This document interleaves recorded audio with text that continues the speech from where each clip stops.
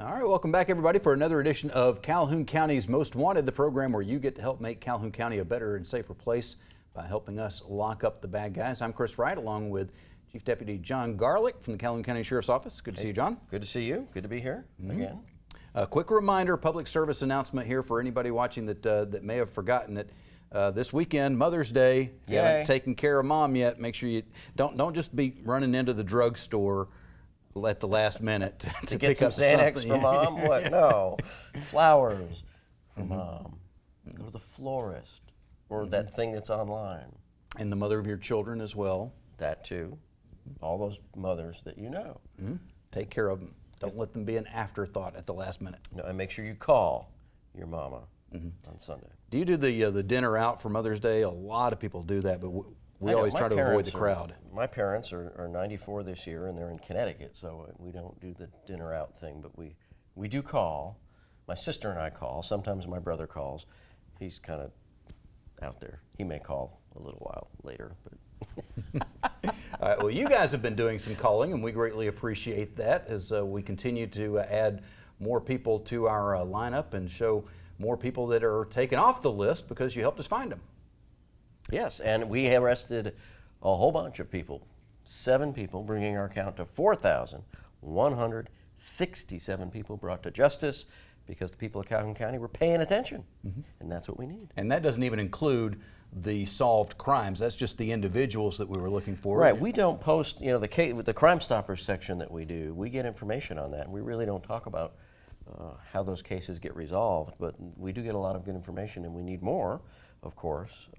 But yeah, our guys are doing a good job. The citizens of Calhoun County are assisting us in every way they can, and we really appreciate that. And you'll have another chance to do that here in just a couple of minutes when we come back and show you the first half of this week's lineup on Calhoun County's Most Wanted. And welcome to this week's edition of Calhoun County's Most Wanted. First up on our lineup this week, Romelio Avila.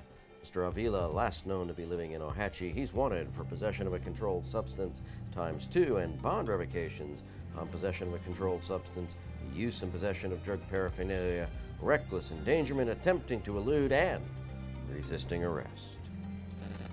And take a look at Carissa Tussey. Miss Tussey, last known to be living in Ohatchee, she's wanted for failure to appear on use and possession of drug paraphernalia. And meet Mario Galaviz. Mr. Galaviz, last known to be living in Anniston, he's wanted for failure to appear on domestic violence #3 harassment. And this is Timothy Beck. Mr. Beck, last known to be living in Roanoke, he's wanted on failure to appear in giving false name to law enforcement and criminal mischief #2.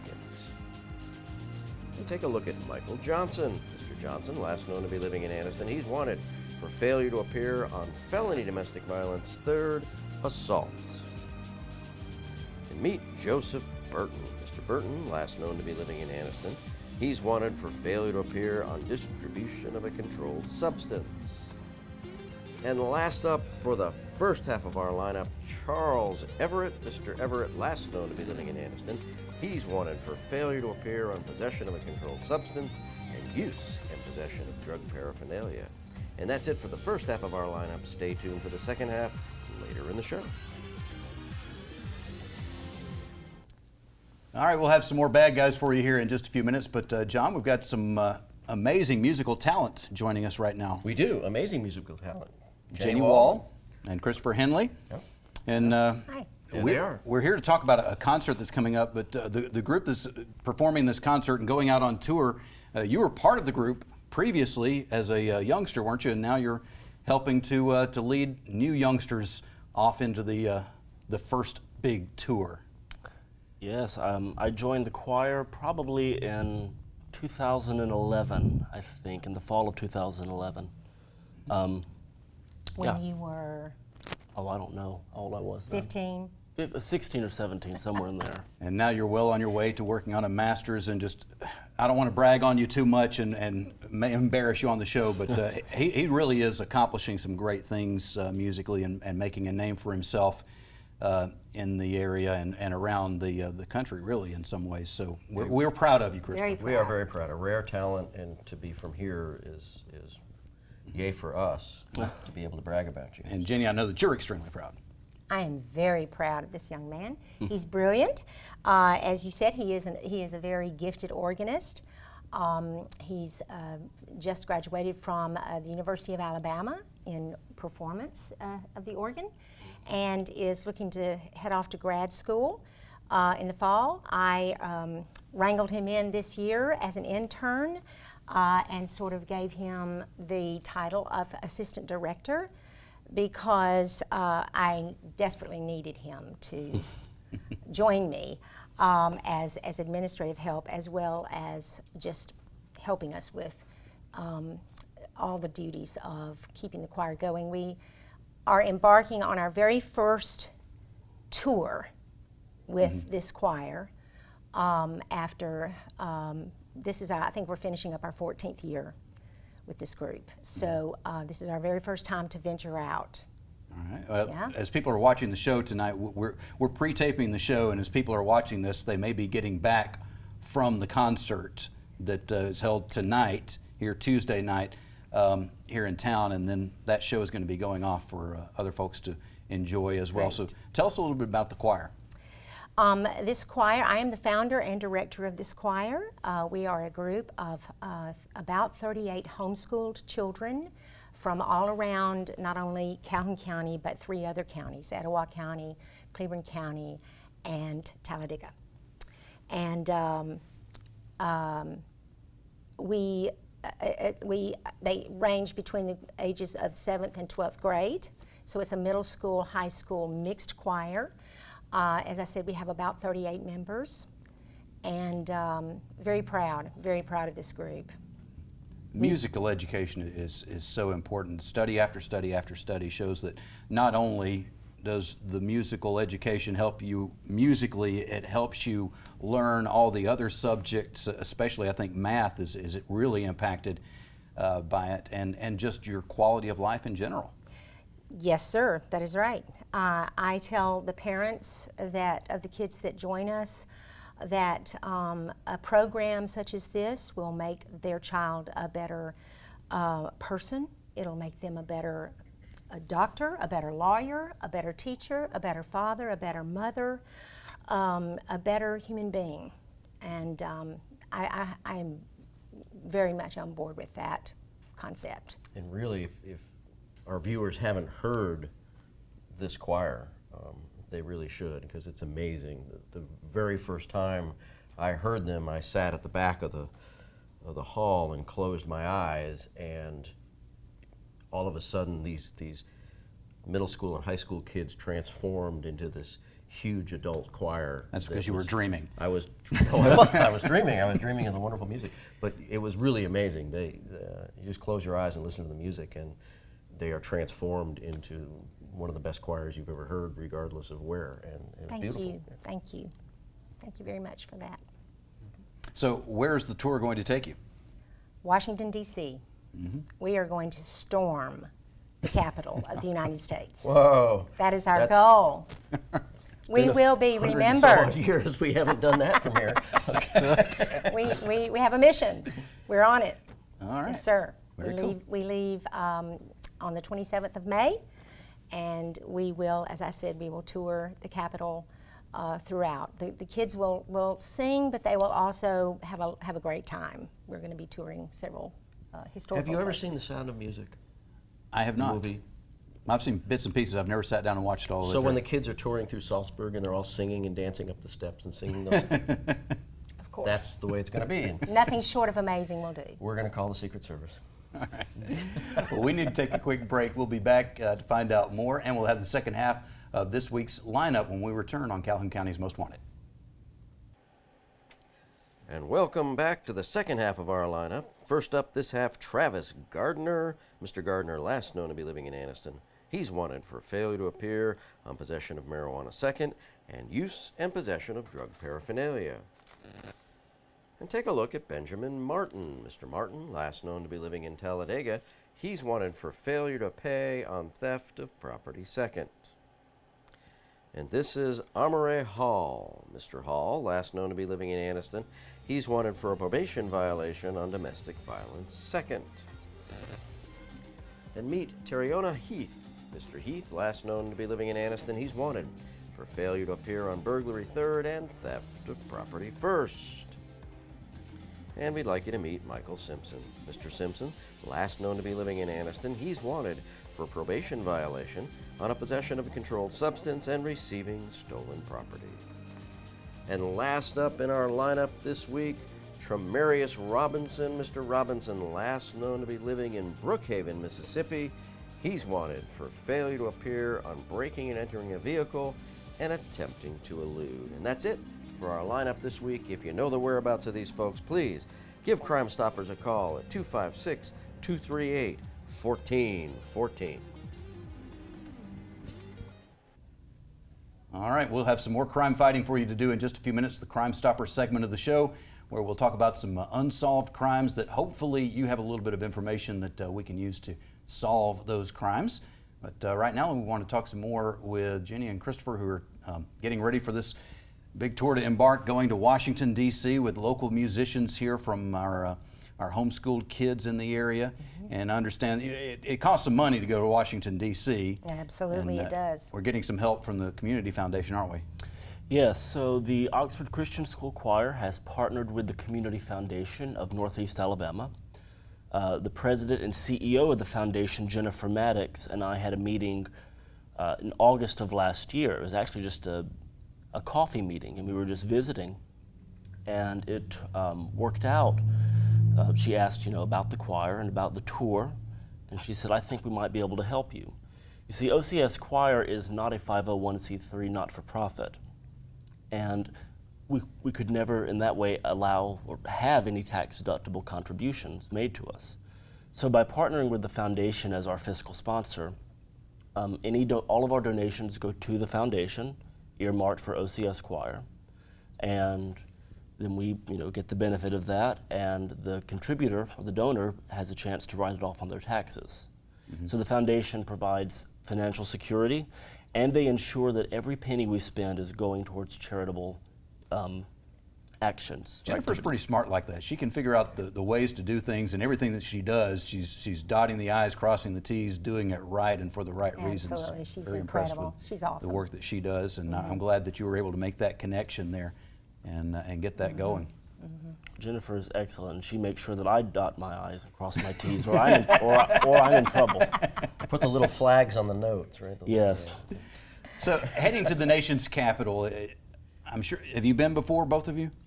Yes, I have personally been, but I've never taken a group of 38 teenagers. There's so much to see in Washington, D.C. that you can't see it all in one visit unless that visit is for half your lifetime. But Right.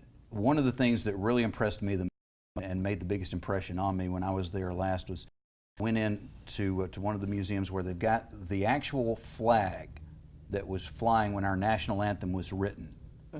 And he's out there on the ship looking back at the fort and sees this flag lit by the bombs bursting in air. And while he's looking at that flag, he writes what becomes our national anthem. And to see the flag itself, it's in a dark room to protect it from the light disintegrating it, but to see the story right there with the flag, it just really makes you hear the national anthem in a different way. And there are so many things in Washington, D.C. that have that kind of an impact on you.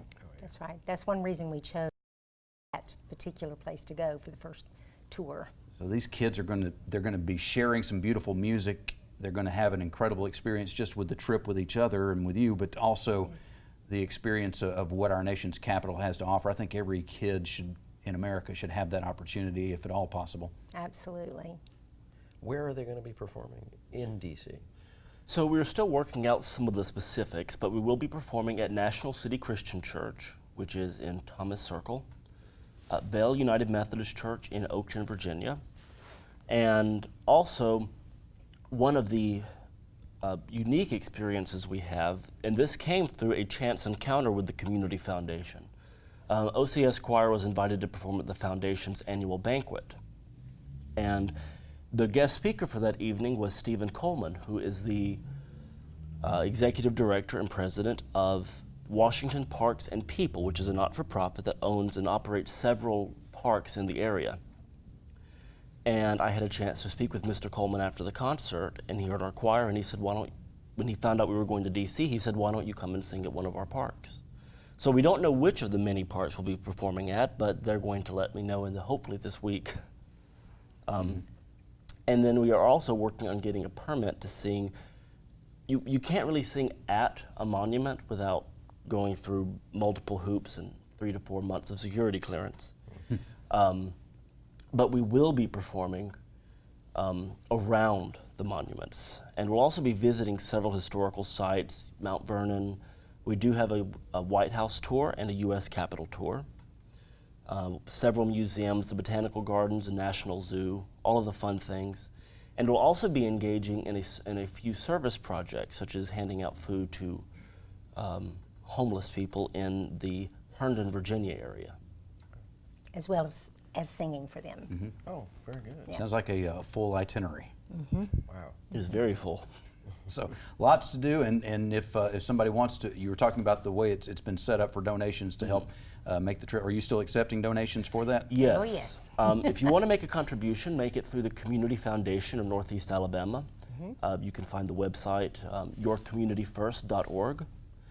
And under Donate, look for OCS Choir or Oxford Christian School Concert Choir Fund, and we will immediately see the contribution. And then you will be sent a tax-deductible receipt in the mail. Awesome. Thank you very much. Thank you. Thank you so much for having us. Good luck with the trip, and we will be right back in just a few moments. We'll have the Crime Stoppers segment of the show and our Crazy Criminal of the Week on Calhoun County's Most Wanted. And welcome to the Crime Stoppers portion of our show, and we ask your help for these cases. On April 30th, someone cut a lock and broke into a storage unit on Highway 278 in Piedmont. They got away with some miscellaneous property. And on April 30th, an enclosed workstation on Peaks Hill Road was broken into. Now, nothing has been reported missing at this time, but still a crime was committed. And on May 1st, a wallet was stolen from a building on Claremont Drive in Weaver. Credit cards and personal identification cards were in that wallet. And sometime between March 1st and May 4th, a Briggs & Stratton generator was stolen from a storage unit on Friendship Road in Oxford. And last up on your caseload, on May 5th, a burglary occurred at a residence on Airport Road in Oxford. They got away with a Samsung tablet. That's it for the Crime Stoppers portion of our show. If you have any information on these cases, please give us a call at Crime Stoppers. That number, 256-238-1414. Remember, we want your information and not your name. Stupid! You're so stupid! I'm not sure if our crazy criminals are stupid this time around, but definitely unusual. We had a situation in the People's Republic or the Democratic Republic of Congo, where people were refusing to leave the jail after their term was up. Really? Yeah. Because? Turns out that they had dug themselves a hole, and they were mining diamonds underneath the jail. Really? Yeah. Wow. They raided the mine and found 30 people, including inmates and some of the jail workers and some other members of the community down there illegally mining diamonds. It's a jail industry over there. Yeah. We checked out the property underneath the Calhoun County Jail. Is there? No, but I'm going to as soon as I get back. We'll see what's there. Yeah, diamonds are the biggest scam in the world. There are a lot more diamonds than we think they are. They're just regulated getting to them, so drive Apparently up the value artificially. They're building jails over them. Yeah, that's one way you can restrict access, but in this case, I guess it didn't work. Backfired big time. Wow. Jail overcrowding for a reason. We don't have that problem with Calhoun County Jail. They're willing to leave usually when their time they're is up. willing to get out. Yes, indeed. And yeah. Yep. But we'll scope out what's underneath our jail. All right. All right. Could be oil there. Could be. All right. Well, that's all that we have time for this week. We'll be looking for you again next week, but hopefully not in the lineup on Calhoun County's Most Wanted.